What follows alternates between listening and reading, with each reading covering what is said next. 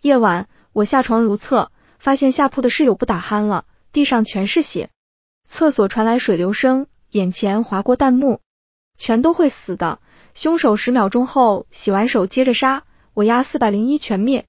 我连忙无声闪进床底，但被没死透的室友抓住了脚，绊住了。凶手出来后，看到我慌忙露出的衣角，直接往床底下走过来。我被一刀戳死。我赢了，你有没有加注？干，我压双倍，401存活1人，重开。再睁开眼，我回到了10秒前，拿起凶手放在桌上的刀，对地上苟延残喘的室友一刀下去。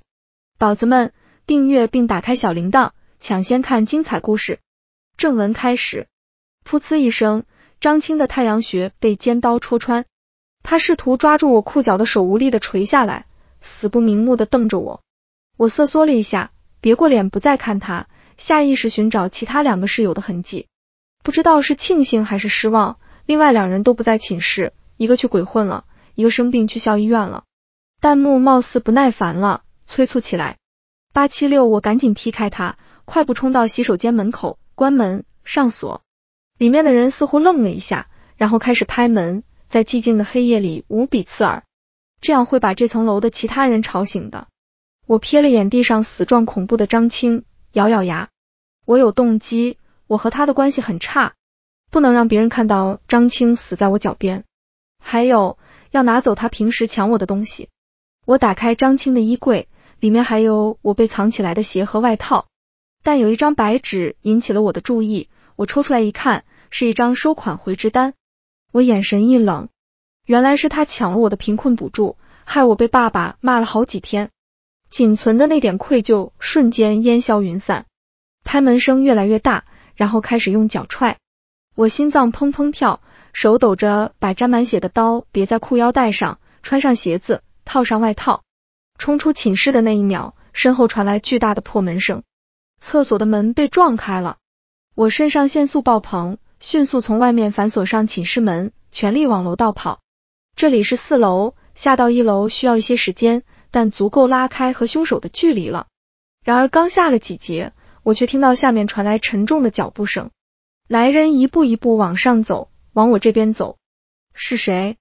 这个时间点居然还往女生寝室跑？等等，为什么整个4楼那么安静，那么大的动静，居然没一个人出来查看？我汗毛倒竖，想去走廊尽头的公共厕所躲一躲，但上楼的人显然不会给我这个机会。就在犹豫的这2秒，上楼的人已经看到我，紧接着直直向我冲过来。我被凶狠的力道抓住。叶云，又是你。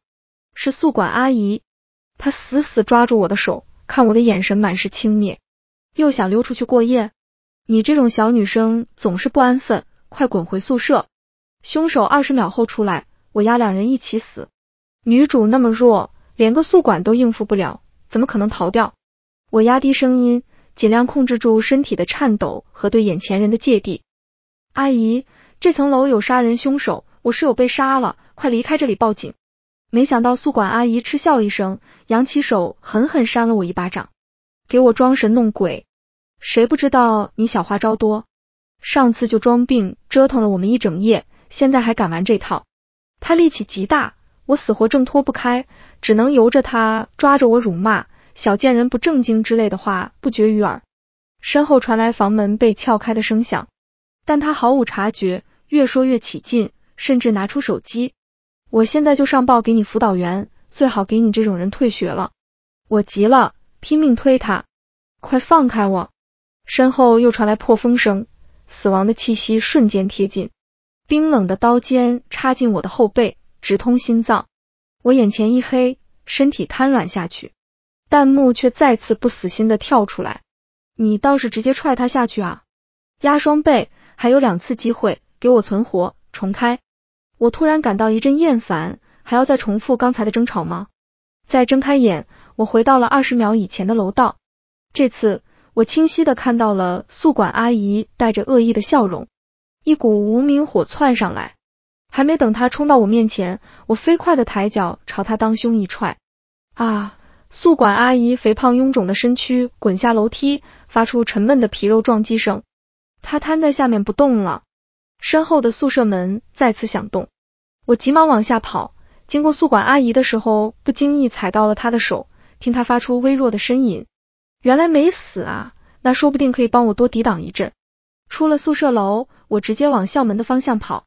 总之先回家，只要回家了，一定有解决的办法。但刚出去没多远，在前方空荡荡的操场，我看到2个熟悉的身影，其中一个是我的室友赵欣欣，她正牵着一个男孩往宿舍走，两人看起来亲密无间。而那个男孩是我的男友许怀。许怀先看到我，脸上闪过一丝心虚，急忙松开赵欣欣的手。小云，你大半夜的不睡觉，在这里干什么？我不语，定定地看着两人。你别误会，我只是送你室友回来，这么晚了，女孩子一个人不安全。赵欣欣也躲到许怀身后，一副怕我吃了她的样子。我翻了个白眼，心里把两人骂了几百遍，但现在没空质问他们，我一手拉起一人，就往校外的方向跑。先离开这里再说，别回寝室了。两人一头雾水。叶云，你搞什么？这么晚了，要去哪里？赵欣欣眼神不明地瞥了我一眼，却像是看到了什么，尖叫一声。叶云，你身上怎么有血？我下意识地裹紧外套。上次被赵欣欣知道我去过妇科，第二天表白墙就贴满了我的黄谣，谁知道他接下来会给我安什么帽子。许怀听了，和他对视一眼，一人架住我，一人扯开我的外套，睡衣上全是斑驳的血迹，是张青死时溅到上面的。许怀惊愕地瞪大双眼，隐隐还有一丝不耐。叶云，你是不是又自残了？凶手1分钟后追上，压3人全灭，女主好大一顶绿帽都不敢叫板，窝囊死了。你给我闭嘴！我已经远远看到一个身影从暗处走出，往这边来了。这人穿着黑衣黑裤，戴着鸭舌帽，手持尖刀，浑身煞气。我瞳孔紧缩，声音剧烈的颤抖。别在这里，快走啊！你们放开我！但两人仿佛变成了刚才的宿管阿姨，一前一后2股力道，我挣脱不开。赵欣欣脸上楚楚可怜，手指在许怀看不见的角度暗暗掐我。叶云，我知道你精神不稳定，我们平时在寝室也足够纵容你了，但你现在这样发疯太过分了。欣欣，别跟他说那么多，直接送他去医务室。我崩溃的高声叫出来，我没有自残，不要去医务室，我要回家。但他们充耳不闻，许怀把我扛起来，赵欣欣捂住我的嘴，而凶手就在后面一步一步的跟着。许怀不知道从哪里翻出一支镇定剂，他们不顾我的哀求，像对待牲畜一样把我绑在病床上，冰冷的针管刺进我的手臂。没过多久，我的表情逐渐恍惚，闭上了眼睛。但毕竟许怀不是专业医生，剂量没打够，我不能说话，不能睁眼，但意识还清醒着。他睡了吧？他听不到了，真麻烦，早知道当初不追他了。宝宝辛苦了，香一个。乖，对了，你把这次的参赛作品上传了吧？当然，这可是宝宝费尽心思才弄来的，我今早就报名了。那就好，我已经把叶云的备份都删除了，这个出国的机会那么难得，你一定要抓住，我的欣欣值得最好的资源。然后是暧昧的衣料摩擦和耳鬓厮磨声，我脑子嗡嗡的。在我跟许怀说我想参加这个国际设计大赛，然后得到出国交流的机会时，许怀从没支持过。小云不用跑那么远，我会不放心，你只要待在我身边就行了。原来他并不是单纯的大男子主义，只是觉得我不配。19-8熟悉的倒计时又来了，脚步声渐近，最后停在了门口。许怀和赵欣欣之间的旖旎气氛瞬间冷却，似乎看到了什么可怕的东西。你要干什么？把刀放下，别过来，快跑啊！然后是尖叫声和刀尖扎入皮肉的声音，温热的液体溅到脸上，混合着眼泪流下我的眼角。混乱中，我连人带床被撞倒在地上，许怀的身体就压在我身上，我能感受到他惊愕的眼神和扭曲的死人脸，近在咫尺。凶手把他的尸体踢开，自上而下俯视我，发出愉悦的轻笑。但我还闭着眼睛，能感受到一切发生，却唯独看不到凶手的脸。你到底是谁？刀尖扎入我的脖子，我再次失去意识。求求了，我不想再重开了，这次就让我干脆的死吧。哼，我快被你坑破产了，你休想这么轻松就死了，给我重开，还有一次机会。我回到了许怀的背上，他正准备把我扔病床。我意识清醒了许多，终于想起自己还藏了一把刀。我抽出刀，反手往许怀手臂上一划，他吃痛把我松开。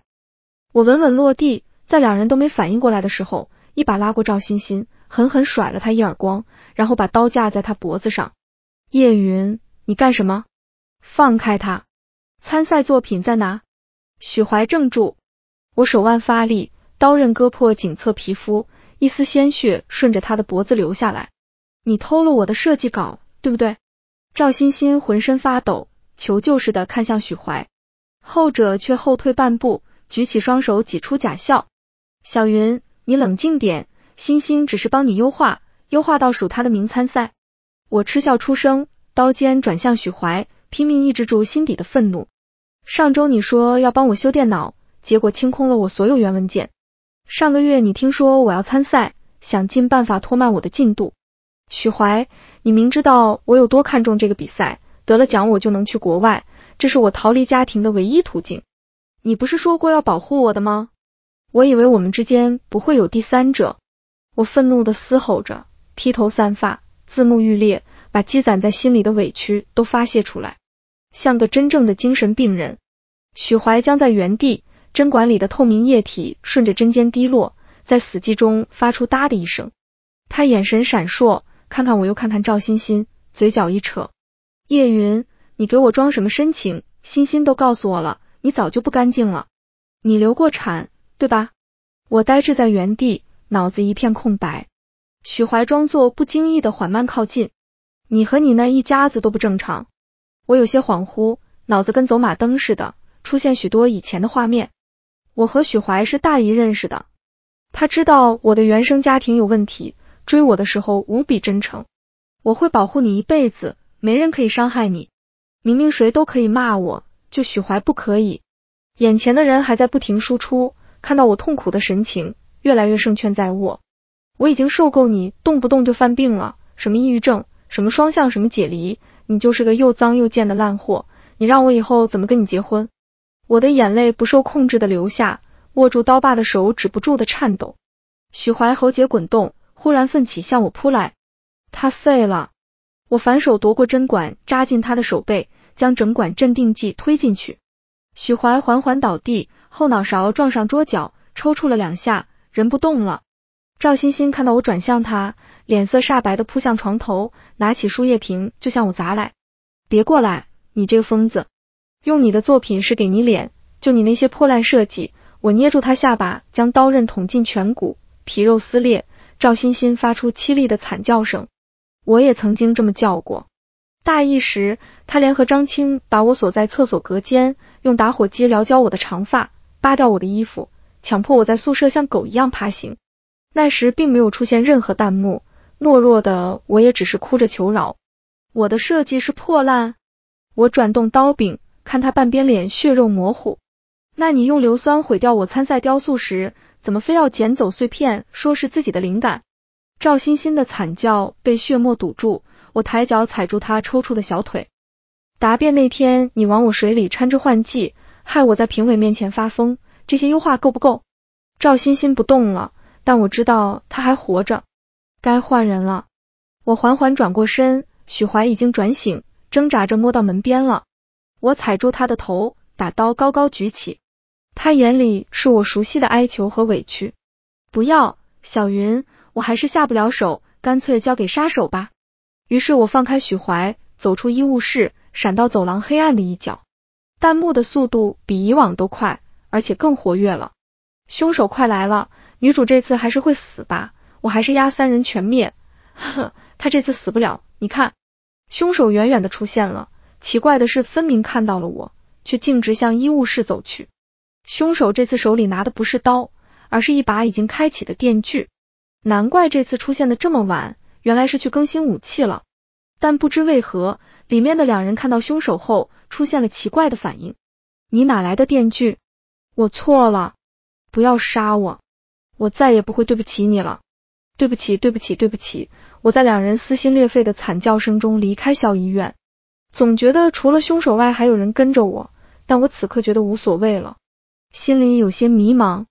一路上欠下的血债，穷追不舍的凶手，凌晨求救无门的学校。我在身上胡乱搜索，出来的太急，不仅没有带手机，还没钱坐车。但摸到一串硬物，我眼前一亮。我的电瓶车钥匙还在，我可以骑车离开。然而我刚到停车场负一楼，找到了车，就听到身后传来响动。叶云。听到这个声音，我浑身发麻，喉间涌出一阵酸味，差点吐出来。不远处，辅导员笑眯眯地从他的车上下来，眼神意味不明地打量我。这个时间在停车场干嘛呢？你怎么一身都是血？要我帮你什么吗？明明是和蔼可亲的微笑，但我看着越来越恶心，也没有心情跟他虚与委蛇。滚！我发动电动车，打算脚底抹油，但下一秒就被一股大力扯下来。停车场路灯下，辅导员的大脸反着油光，他手不安分地在我背上游走，咧开黄牙笑出声。急着干什么去啊，叶同学？看来你还是没有学乖。我面露狰狞，一拳直击他的面门。辅导员右脸一肿，瞬间扯下虚伪的面具，咬牙切齿地掐住我的脖子。给老子装什么清高！他掐着我，把我拖进车后座，狠狠撕扯着我的衣服。半夜出校门，不会是去找男人鬼混吧？信不信我直接上报给你停学处分？别忘了，你那些照片还在我手上呢，你现在就该从了我。我可以玩你一回，就能玩你无数回。折腾了大半夜，我的体力已经见底了，此刻当然也挣脱不开辅导员的钳制。丑陋的脸处在我面前，和上次强迫我时的表情一模一样。弹幕也在我脑子里吵了起来。凶手已经到了，10秒之内动手肯定会动手，女主根本不行，不可能，她这次一定能反杀。我全压，她已经没有重开的机会了，这次再死，你也会被我吸收。你给我闭嘴！反杀啊，窝囊废！你的刀呢？我这次会彻底死掉吗？我死死瞪着眼前的人，因为缺氧，感受到自己青筋暴起。凭什么？凭什么这些破事和贱人都接二连三的缠上我？我只是想活下去而已。从小，父母是典型的重男轻女父母，家里好的东西都给了弟弟。我拼尽全力从那里考了出来，以为到了大学会脱胎换骨。但开学第一天，看到我从家穿出来的破洞球鞋，张青当着所有人嘲笑我，我就知道大学生活不会那么美好。父母不给生活费，我一边打工一边修学分，奖学金只能自己留一半，多出来的还要给家里打回去。我没有太多怨言，只是更加努力的做好自己的事。渐渐的，我赚到的钱终于能给自己置办一些便宜的日用品，但刚开始会偶尔不见，第二天出现在室友的桌上。见我不怎么反抗，他们变本加厉，明明瞧不上我买的便宜护肤品和衣服鞋子，还是会不厌其烦的偷走藏起来，只为让我哭着求饶。有时候恶意来的就是这么简单，只需要我期末不给室友递小抄，出门不给他们拿快递，熄灯后还打着手电筒画图。许怀来追求我的时候，是我第一次感受到被爱，但他的爱并没有持续多久。某次辅导员把我骗到办公室，说贫困生补助需要特殊审核。我毫无防备的喝下他给我送来的茶，然后意识不清。醒来时我已经被他得手了，还被拍下了足以被劝退的照片。我依旧不敢反抗，只为了申请贫困补助的事不出岔子。然而最后这笔钱还是被张青轻而易举抢走了。这个时候我又发现自己怀孕了，只能挤出最后一点钱去做人流。很不幸的，手术单和病历被赵欣欣发现了。我不知道他会把这个事告诉许怀，更不知道两人会因此走到一起。我只知道最后一次翻身的机会就是那个设计比赛，只要拿了头奖，我就有一大笔丰厚的奖金，还能出国交换。但我已经失去了这个机会，我越坠越深，再也翻不了身。或许我也在等一个机会，一个真正改变的机会，一个不用再隐忍受辱，能把所有人都合理杀掉的机会。回过神来，我已经把刀插进了辅导员的眼睛，腥臭的血溅了我一脸。哈哈哈哈哈！我赢了！楼上，把你的筹码都给我，这具身体很快就归我了。辅导员脱力放开我，捂住眼睛发出难听的嚎叫。啊，我的眼睛！叶云，你太 X 的，我要报警抓你！抓我！我踩住他不断扭动的身躯，狠狠把刀扎进他的手脚。杀猪般的惨叫声响彻停车场。辅导员一开始的辱骂逐渐变成求饶。你疯了，别杀我，我答应你销毁照片还不行吗？我冷笑，扯下他的皮带，捆住他手脚，剥光他的衣服，最后手机摄像头对准他的脸。你不是喜欢拍照吗？刘老师，笑一个。扭曲恐惧的脸定格在镜头里。你到底要干什么？不要，我还有其他人的照片，我全给你，你放过我。弹幕疯狂滚动，这次没人再提那个凶手了。碾碎他，至少给他留个全尸吧。你给我闭嘴。女主，碾碎。我没有回答辅导员，哼着歌搜出他的车钥匙，发动他的车。轮胎摩擦地面的刺响中，倒车，再加速。车轮直直对着他的下半身，嘎嘣脆，骨骼碎裂的闷响混着惨叫，男人的下半身被碾成一滩血肉，然后是2次碾压，直到下面再也没有活人气息为止。弹幕爆发出欢呼。我攥紧方向盘，指节发白，驾驶这辆奥迪冲入夜色。我翻出辅导员口袋里的 U 盘，插入车载电脑，屏幕上弹出数百张偷拍照片，我的，其他女生的，无一不是神志不清的样子。畜生！我一拳打碎显示屏。这时，我听到后座传来窸窣响动。黑衣凶手安静地坐在后座，低下头，鸭舌帽牢牢遮住下半张脸，旁边还放着一把带血的电锯。但此时的凶手并没有任何想和我动手的意思，就像一个安静老实的乘客。你要和我一起回家吗？你为什么要一直缠着我？于是我们一路无言，在凌晨的高速公路快速往我家的方向驶去。最后一局，这次决定我们之间谁能存活，你怎么说？我鸦全灭，女主过不了最后一关的。停车后，我没管后座的凶手，径直朝家门走去。天已经微微亮了，这个时候高中的弟弟应该正要起床。一家人都在，很好。说来好笑，明明逼我去申请贫困补助金，还总哭穷让我转账，但爸妈和弟弟住的却是市中心黄金地段的小区，弟弟的房间里更是一堆昂贵的手办和电子产品。我用钥匙开了门，想先去自己的房间换件衣服，然而我的卧室已经变成了叶伟的储物间，东西也全被扔了。我站定在卧室门前，嘴角僵硬地抽了抽，转身去了厨房。等三人醒来，就看到我顶着一身的血，手持菜刀，为他们摆上丰盛的早餐。妈妈像是见了鬼，指着我尖叫出声。小云，你身上的血是怎么回事？叶伟皱着眉，脸上满是不屑。姐，你该不会又犯病了吧？当初你从那里回来的时候不是好好的？话没说完，他就被爸爸制止，示意他看我手上。我还紧握着菜刀，但神色如常，甚至称得上温顺。大早上的别激动嘛，我给你们做了早饭，爸妈，小伟，快来吃吧。叶伟悻悻的，不敢说话了。妈妈期期爱爱的开口，小云啊，在学校有什么不顺心的事吗？要不你就别读了吧，本来当初考那么远爸妈就不放心，我猝不及防打断。是想要我直接退学了去嫁人吧？所以房间都给我腾空了，你们一开始就不希望我再回这家对吧？爸爸一拍桌子，你这是什么态度？读2年书翅膀硬了是吧？敢这么跟父母说话？这些年你把家里折腾成什么样了？我们因为你的破事被亲戚戳脊梁骨。你明天就给我退学，老老实实回来嫁人，就老家那个二瘸子，他家肯出20万彩礼。我和你妈都商量好了，你弟马上考大学了，我们一家子搬到省会去，你自己留在这边，以后每个月给家里寄5000。我垂下头，一副委屈不敢言的样子。看到我示弱，三人隐隐松了口气，然后坐下来毫不客气地吃着我准备的早餐，就像以前无数个早上一样。他们认为我没有胆子做什么，毕竟20年来我都是这个家里的奴隶。等他们吃的差不多了，我才抬起头，视死如归地开口，我在学校杀了人。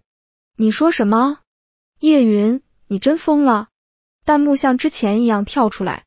杀了他们，把他们分尸，再把房子烧了。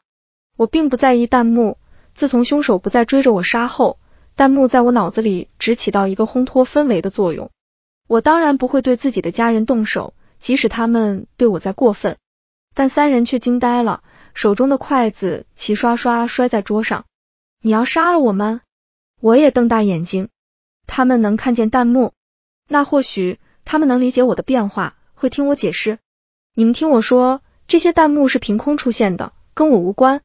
学校出现了杀手，一直在追杀我，我是迫不得已才杀人的，我们是一家人，对吧？你们要帮我。叶伟率先发力，扑上来把我推倒，死死压住。他们没一个人听我解释，直接把我当成了定时炸弹。爸妈，快联系精神病院，把他送进去。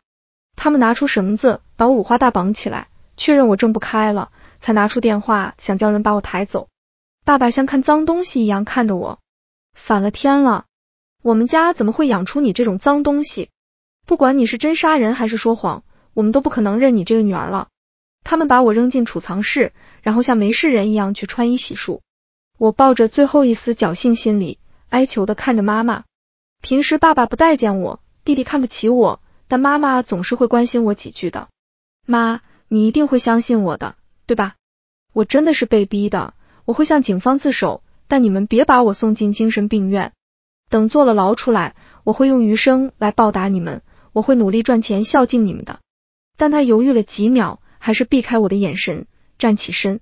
对不起了，小云，不管你说的是不是真的，你弟弟以后要考公的，可不能有一个杀人犯姐姐。你从小到大就很懂事，这次能不能再听一次妈的话？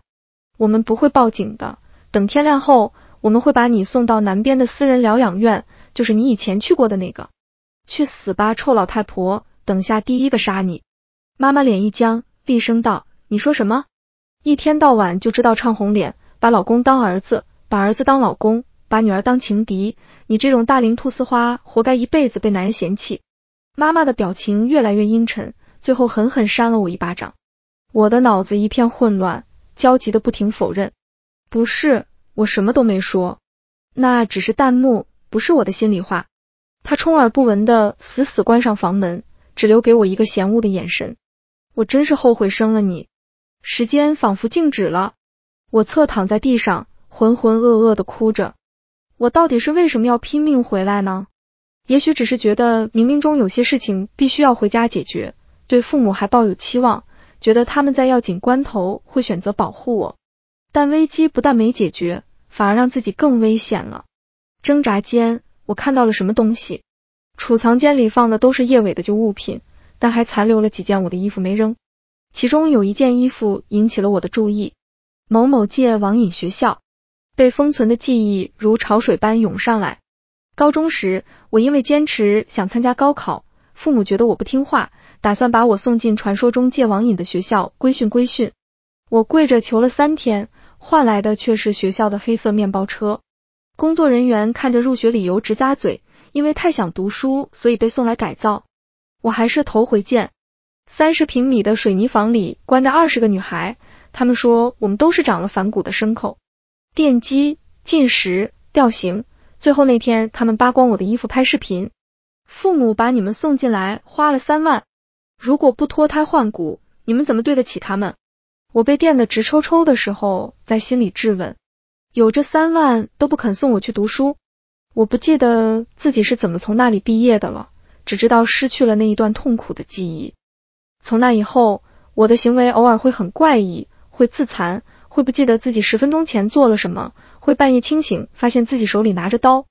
我确诊了重度躁郁症和解离症，但我还是成功去大学报到了，因为向父母承诺了，大学期间不仅不会花他们1分钱，还会每月打2000。我趴在地上狂笑，这是什么屎一样的人生啊！凶手来了，预备！啪嗒一声，储藏室的门开了，一个黑色的身影出现在门口，居高临下的俯视我。是那个穿黑衣的凶手，还是没放过我？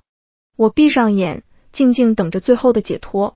但预想中的痛楚并没有出现，反而是手上的束缚一松，凶手给我松了绑。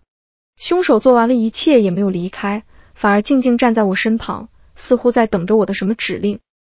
凶手加入阵营啦，女主快成功了。哈，我惊魂未定地站起身，确认凶手对我没有什么攻击性，才走出储藏室。爸妈和叶伟都横七竖八地倒在了客厅，睡得跟死猪一样。对，我在早餐里加了安眠药。至于什么时候加的，去问我的解离症吧。我把三人重新扶上餐桌坐着，牢牢绑好。寒光闪过，凶手从厨房走出，给我递来一把剁骨刀。我把刀插进妈妈的手背，将人钉在餐桌上。啊！他惨叫着被疼醒，看到是我，露出极度恐惧的表情。不要，我是你妈。我笑着摇摇头，把刀插进他的心脏。不，你后悔生了我。妈妈错了，10年前她也是这么说的。那天她哭着说对不起我，转身就把我的录取通知书锁进保险箱。爸爸和叶伟同样被剧痛惊醒，他们一一死在我的刀下。我长舒一口气，原来从牢笼走出来这么简单，困住我的这3个人原来这么好解决。凶手从车库抱来2桶汽油，递给我1桶。我们默契地把汽油洒满3具尸体，洒满整个房子。我点燃汽油桶时，凶手在一旁拍手，像一个乖巧的观众。火舌蹿起，外面也响起了警笛声。一走出门，我就看到四周包围的警车和记者。我们接到一名姓林的学生举报，说你在学校里屠杀了5人，现在正式逮捕你。姓林的学生？哦，是我的另一位失踪的室友。原来从校医院出来一路跟踪我的人是他啊，真厉害。我被其他2人欺负时他隐身，我的故事快结束了，他还是隐身，连个正脸都没露。戴上手铐坐上警车时，我下意识地看了一眼凶手的方向。看什么呢？这屋里就你一个活人。我看向前面的后视镜，黑衣黑裤戴着鸭舌帽的凶手抬起头。是我的脸。我赢啦，成就达成，人格融合完成度100。女主的第2意识体，凶手已经从相斥到成功融合。啊，原来凶手就是我啊！从始至终都是我。和室友吵架后，我偶然在网上刷到一个帖子，如果有一天你的生活中突然出现一个凶手，帮你杀了所有你讨厌的人，唯独不会真的杀你，那他会是谁？评论区有人回答，那个人只会是我自己。我也是这么想的。所以当我半夜失眠，听到下铺的张青不停打鼾，脑子里的那根弦就这么断了。我穿上了黑衣黑裤，戴上鸭舌帽，拿起刀把他杀了。在厕所洗手时不小心把门卡住了，我用了好大的劲才踹开。然后在楼道遇见了一直给我找麻烦的宿管阿姨，她骂了我几句，我一脚把她踢下楼梯。我在操场找到了许怀和赵欣欣，他们看出我发病了，二话不说把我带到医务室，根本就看不到我的黑衣上有血。许怀趴在地上求饶时，以为我放过了他，刚刚松口气，结果不到1分钟，我就提着电锯再度出现。他吓得肝胆俱裂，疯狂道歉也无济于事。然后我在停车场杀了辅导员，偷了他的车。